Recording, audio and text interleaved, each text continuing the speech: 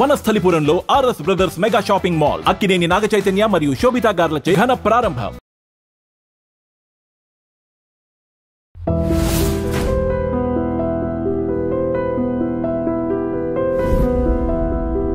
So మీరైతే conclude చేస్తారు that politicians politics లో ఉన్నారంటే అందరికంటే తెలివైన వాళ్ళే ఉంటారు అక్కడ. 100%. Otherwise, how can they reach that position? ఎలా అంటారు అలాగా? ఇప్పుడు డబ్బులు పెట్టుకుని చాలా మంది అంటే డబ్బును యూజ్ చేయడం కూడా తెలివి కావాలంటారు. ఎవ్రీథింగ్. ఇప్పుడు తెలివి అనేది it is not about inventing కదా. తెలివి it is about playing with peoples minds, it's about manipulating, it's about getting certain. ఇప్పుడు నేను చాలాసార్లు ఏమంటాం, పాలిటీషియన్ నాకు ఓటేయండి.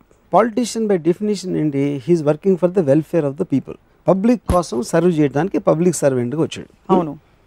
నువ్వు ఫేవర్ చేయడానికి వచ్చి వాళ్ళని అడుక్కోవడం ఏంటి అసలు? ఫస్ట్ ఆఫ్ ఆల్ నాకు నేను వచ్చి నీకు దానం అయిపోతున్నా.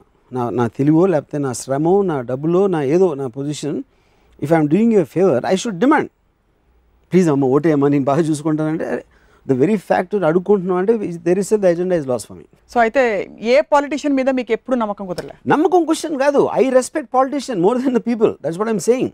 ఎందుకంటే వాళ్ళు ఒక డెమోక్రటిక్ ప్రాసెస్లో ఒక ఫ్యూడలిస్ట్ రాజు పెట్టి ఓటు అయిపోతే నరికేస్తాను అంటాడు ఒక డిక్టేటర్, లేకపోతే నేను చెప్పింది చేయకపోతే నరికేస్తాను అంటాడు. అది డెమోక్రటీలో కుదరదు కాబట్టి దండం పెడతారు. వాళ్ళిద్దరు ఎజెండా కూడా పవర్ అనేది అంటున్నాను. అజెండా మాత్రం power. The means of how you are asking for that power to be granted differs between feudalism or dictatorship or democracy. So అహింసావాదం, గాంధీ గారు అహింసావాదాన్ని ఒక అస్త్రంగా యూజ్ చేసి ఇండియాకి ఫ్రీడమ్ తెచ్చిపెట్టారు. You think there was politicising or politicking there? See, 100%. The point is, ఎవరైనా ఒక method నేను కొత్తగా సినిమా తీస్తే నాకు పేరు వస్తుందని అనుకుంటా, అందరూ తీసేది కాకుండా. కొంతమందికి ఐడియా రావచ్చు, కొంతమందికి ఐడియా వచ్చి ఫెయిల్ అవ్వచ్చు, ఒకళ్ళ ఐడియా సక్సెస్ అవ్వచ్చు. ఓకే, కానీ ప్రతి ఒక్కళ్ళ ఎజెండా ఏంటి?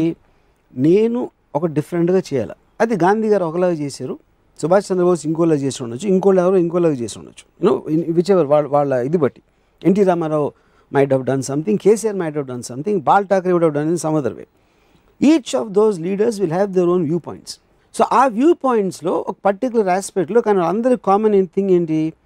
నేను ప్రజల్ని ఇలా తీసుకురావాలి, నా దేశం, నా రాష్ట్రం, నా city, what ever there individual agenda. Same చోట వాళ్ళతో పాటు ఇంకో 10 మంది ఉంటారు, వాళ్ళు కూడా అదే పొజిషన్ కావాలి, వాళ్ళు కూడా అదే ఎజెండా చెప్తారు, కానీ వాళ్ళిద్దరు ఒపీనియన్స్ డిఫర్ అవుతాయి. అప్పుడు కామన్ పీపుల్ ఏం చేస్తారు? వాళ్ళిద్దరిలో మాట్లాడిన దాంట్లో ఎవరు బెటర్గా మాట్లాడుతున్నాడో, ఎవరు కరిష్మా బెటర్గా ఉందో, ఎవరికి డైనమిక్ పర్సనాలిటీ ఉందో దాని వాళ్ళు సేవ్ అవుతారు. అంతేకాని they will never consciously understand 20 point formula అని ఇందిరాగాంధీ పెడితే 20 పాయింట్స్ ఎవరు